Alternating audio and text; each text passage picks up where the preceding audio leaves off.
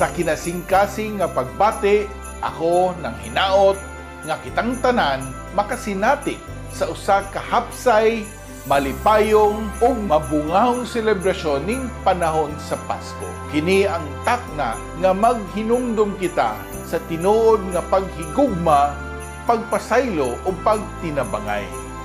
Atong ipadayon ang paglaom o pagsalig sa Dios pinagi sa buhat nga puno sa gugma alang sa atong isig katao.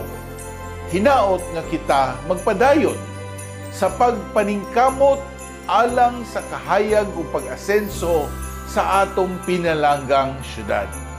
Ako mapasalamaton sa inyong suporta alang sa usa ka mas malig-on ug mas maayong iligan. Malipayong Pasko ug bulahang bag-ong tuig kanatong tanan.